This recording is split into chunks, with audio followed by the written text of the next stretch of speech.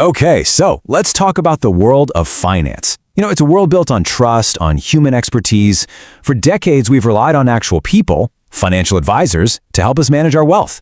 But what happens when something new enters the picture? Something like artificial intelligence. So that's what we're going to dive into. Is this powerful new technology just an evolution for financial advice, or is it a flat-out replacement?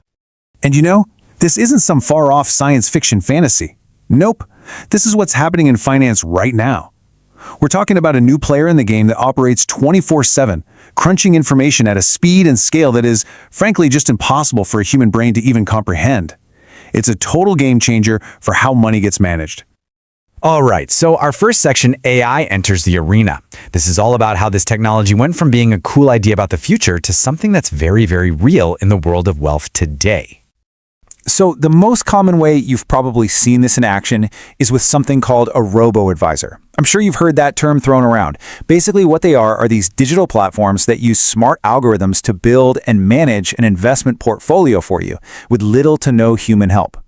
Companies like Betterment or Wealthfront, they were really the ones who brought this whole idea to the mainstream. And it's not just hype. Experts in the field, like AI researcher Dr. Elena Martinez, are really seeing this shift happen. I love how she puts it. These systems are not just tools, they're collaborators. Think about that. The idea isn't to replace humans, but to work with them, to give them superpowers, basically, helping them spot patterns and opportunities that a person might totally miss on their own. Okay, that brings us to our next big question, the algorithm's advantage. So why exactly are these machines gaining so much ground? What's their secret weapon? Well, the proof is really in the numbers, and this number is staggering. We're talking about more than $1 trillion. A trillion with a T. That's how much money is now managed by robo-advisors around the world. So yeah, this isn't some tiny niche market anymore. This is a massive mainstream wave. So why? What's driving that trillion-dollar number?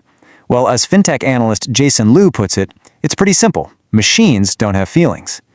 You know how we humans get, right? We panic when the market drops, and we sell everything at the absolute worst time. Or we get greedy when things are going up. Machines, they don't do that. They're objective, they're tireless, and that emotional discipline, that's a huge, huge advantage. Okay, so how does it actually work? Let's kind of peek under the hood for a second. First off, the AI scans just unbelievable amounts of global data, and it does it in seconds. Then it looks at you, your risk tolerance, what your financial goals are. Next up, it builds a portfolio just for you, and, this is key, it automatically rebalances it to keep it on track. And finally, it's always looking ahead, using predictive models to try and see what trends are coming. It's this non-stop, super powerful cycle. But, okay, it's not a perfect system, not by a long shot. So now we have to talk about where machines fall short. Let's look at the limits of the algorithm. And this really lays out the central conflict, right? It's kind of a tale of two different strengths. On one side, you've got the AI with its massive data processing, its total lack of emotion, and its insane speed. But on the other side, you've got us, humans. We bring empathy. We build trust. You can't program a machine to comfort someone who just lost their job or to get creative with a really complicated family situation. That's where the human touch is just irreplaceable. And here's the real kicker. AI's biggest strength is also its biggest weakness. It relies completely on historical data. So what happens when something totally new and unexpected comes along? A black swan event, like a global pandemic that nobody saw coming. The AI is flying blind. Plus, as we said, it has zero emotional intelligence. It can't feel empathy.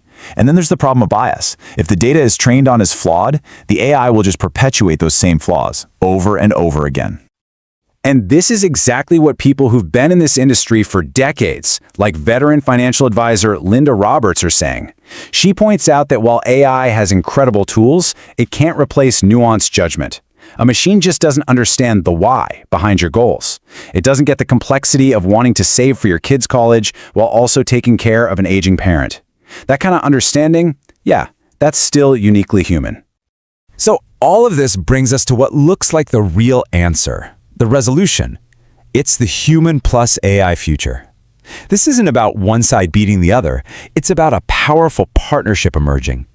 So when you look at all the strengths and all the weaknesses, the path forward gets pretty clear. The future isn't about replacement. No way. It's really more of a formula. Human plus AI. It's that simple. And this isn't just some theory either. People are building this future as we speak. Fintech entrepreneur Michael Adeyemi nails it when he says, the most successful advisors are going to be the ones who leverage AI, not the ones who are afraid of it. I love this idea of AI as a supercharged assistant. It's not taking your job, it's a tool that makes you better at your job, faster, smarter, more insightful. So what does this hybrid model actually look like in the real world? Well, it's a pretty smart division of labor. You let the AI handle all the heavy lifting, right? The endless data analysis, the number crunching, the day-to-day portfolio management.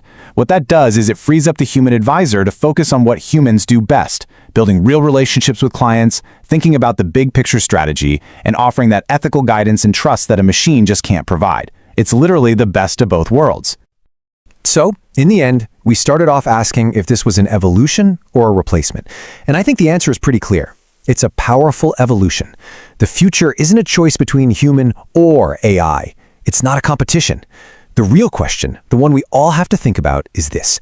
How are we going to evolve with it? How will we adapt and grow alongside these incredible new tools?